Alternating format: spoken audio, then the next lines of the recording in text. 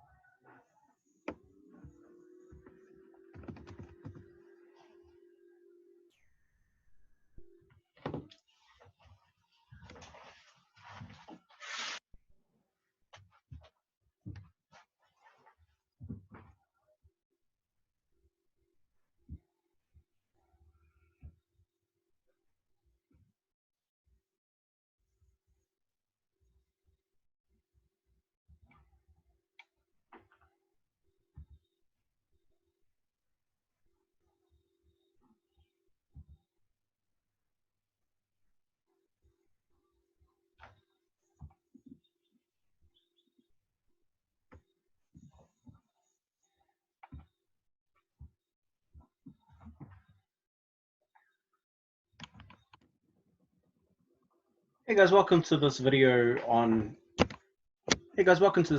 nutrition. So I'm just going to talk really quickly about it. You should have seen the nutrition document in your Google Drive that I have linked to you. If not, I'll pull it up so you can have a little look through it while I talk about it.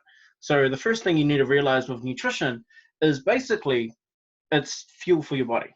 So if you're going to use more fuel, then you're going to lose some weight.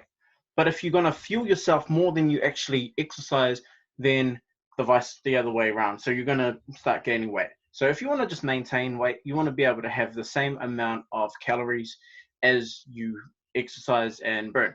So with that being said, there is some advice on making sure that you have the right kinds of food. So the right kinds of vegetables and meats. And if you're not, if you don't eat meat, then just vegetables. But let's talk a little bit about it. So in this document, I've actually put together some tips just to make sure that you can control how much of the food you eat and make sure that you don't overeat pretty much. So let's get into it now.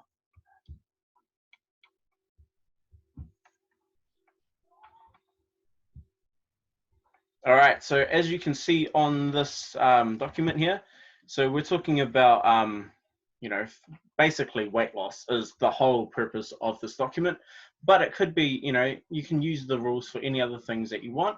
So first of all, the main thing that you can try and do, without even thinking about how many calories am I eating or, adopting a new lifestyle, is basically just looking at the drinks that aren't water that you are consuming on a day-to-day basis.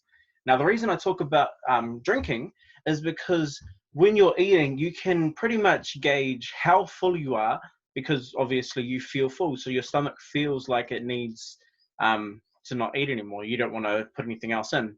Whereas with drinking, what we're used to drinking most of the time is water. So, water has no calories in it. There's nothing happening in there. It's basically just water. So you can drink as much as you want and you won't gain weight except for the water weight that's in you. But obviously you'll end up going to the toilet and getting rid of that a little bit later. So think about this. So a can of Coke has about the same amount of calories as half a chocolate bar. I'll repeat it, a can of Coke has roughly the same amount of calories as half a chocolate bar. So if you were just to cut back on your Coke consumption, let's say you might have say you had 4 cans of Cokes a week. So that's the equivalent of having 2 Snickers bars, 2 Mars bars throughout your whole week. Now think about if you have more than that, the amount of Coke or Pepsi or Sprite or Fanta that you drink can actually make you think that you're not having as much food, but it's tricking your body into thinking that it still needs more. Because obviously, sometimes you can't quench your hunger by quenching your thirst. So you can't just drink away your hunger. If you're hungry, you're hungry. But if you're drinking a calorie-filled drink with lots of sugar on the side of that, you're just adding a lot more to that meal. So let's move down a little bit. So basically, we talk about portion control as well. So making sure that you can just identify how much you should be eating. So you can use your hand. The hand is a really good tool to be able to portion size your meals. So different parts of the hand are different things. So let's say your palm here. Your palm is your portion of meat. Now, if you aren't a meat eater, then your portion size of protein. So that could be beans, that could be, well, beans a lot of the time, or tofu, it could be, anything like that. So you want the diameter of your palm and the thickness of your palm. So that's going to be your serving of meat. So this is for women, but men, you can go between the 1 to 2 because men are a lot bigger traditionally than women. So we're going to need to expend a lot more energy. So we're going to need to put in a bit more. So palm thickness, that's your meat portion or protein portion. Now your vegetables are pretty much the lowest calorie food that you can have, so you can have a lot of them. So 2 handfuls. So grab 2 handfuls and put it on your plate, and that's what's going to be your vegetables. And then for carbs, so that's things like potatoes, rice, even like fruits, stuff like that. You want to have, again, your hand, but a cupped hand. So what will fit in there is going to be what will be on your plate. So palm thickness, 2 hands, a cupped handful of carbs on top of that, and that's the makings of a good meal there. So all you need to do now is for your fats, so a thumb size for ladies, 2 thumb size for men is going to be what your fats are. So that's the oil that you cook your food in, that's the cheese that you want on top, that's the butter that you want to put on your sandwich. 2 of these, or 1 of these if you're a lady, is going to be a good idea for you to put these together. Now, start off with about 3 of those a day, and that might be all you need. You might be able to go up to about 4 if you're super active, but 3 of those with a piece of fruit or a small handful of nuts, maybe twice a day for your snacks. And that's basically what it's going to be if you're going to use this way of making sure that you stay on track with your eating. So let's move down a little bit more. So this is the best way that I know, just because it gives you a really clear understanding of what you're actually putting into your body. And that's just calorie tracking. So using MyFitnessPal or any other apps that are like it to be able to track the food that you put into your body. Now, a lot of the times you can just use the MyFitnessPal app and it will tell you how much calories you need. So you just go in, you say, I am a 22-year-old woman, I am 65 kilos, and I want to lose 4 kgs.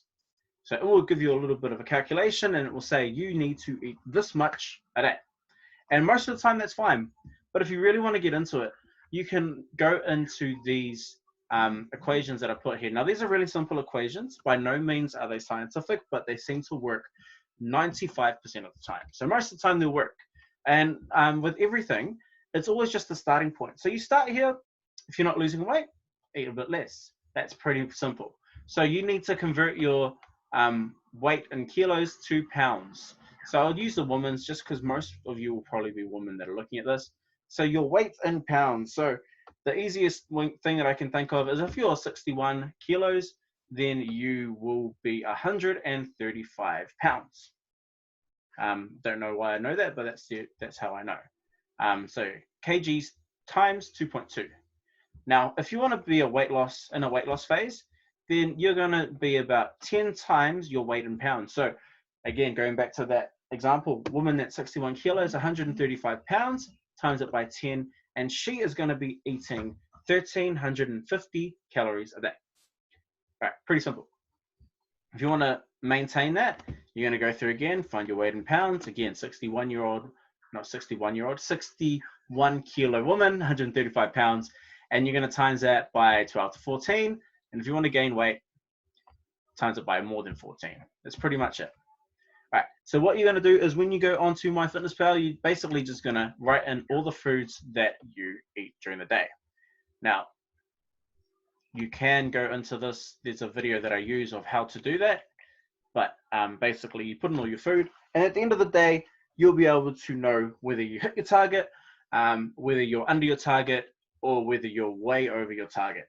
Now, the more that you hit your target, the more that you're actually going to know that your meal plan is either working or not working. And the thing that I like about this calorie tracking is that it doesn't matter where you get your calories from. So your carbs don't have to be from vegetables or from fruits or from grains or from rice, but your carbs could be from chocolate. Your carbs could be from Coca-Cola. Your carbs could be from anything that has carbs in it, and it will just make up those carbs. So it doesn't really matter where they come from, because when it gets into your body and then it gets broken down, a carb is basically a carb. But there are some exceptions to the rule on what you should be eating. So that's basically how it is. So if you can stay under your calorie goal, chances are that you will lose weight. All right.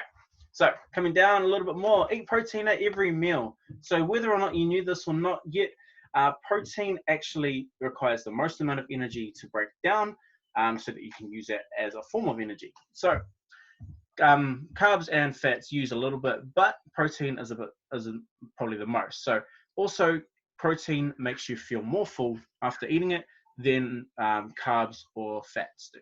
So if you can have protein at every single meal, you're going to have a double whammy. You're going to feel more full throughout the whole day, and then also you're going to be burning more calories to be breaking down that food through a form of thermogenesis. All right. So moving down. So increasing your vegetable intake. So if you can have more vegetables, like I said before, vegetables have a lower calorie count than most foods. We can also say that they are, what's the word for it? Anyway, they've got less calories per volume. So there's a lot more volume for the calories that you have. So the more you eat of them, the less calories you're probably going to have throughout the day, but you will feel really, really full. So if you can increase your vegetable intake, maybe have vegetables at every single meal as well, you're going to be on the right track. Pretty simple. You probably already knew that you had to eat vegetables. So, and you want to just think about food quality, and you know what food quality is. Basically, most of us know that broccoli is better than chocolate. We know that, an apple is better than beer. So just think about all of that kind of stuff. Also, the last thing that I want to leave you with is that you may go off track. You probably will go off track. You're going to go off the rails, and you're going to fail at one of your meals. It doesn't matter whether you fail at one of your meals, two of your meals throughout the whole time that you're doing it. One thing that I want you to remember is that this is basically like being in school and you're taking an exam. You're going to get some questions wrong. You're going to get some meals wrong. You're going to get your workouts wrong at some point. But at the end of the day, all you want to do is get a passing grade. So if you have more things right in your life than you have wrong, then at the other end of the journey, everything that you wanted is pretty much going to happen, provided that you had the right plan in place as it was. So that's nutrition. I hope it wasn't too boring. I hope you got something out of it. Good luck with the rest of the challenge, guys, and I look forward to seeing what it brings later on.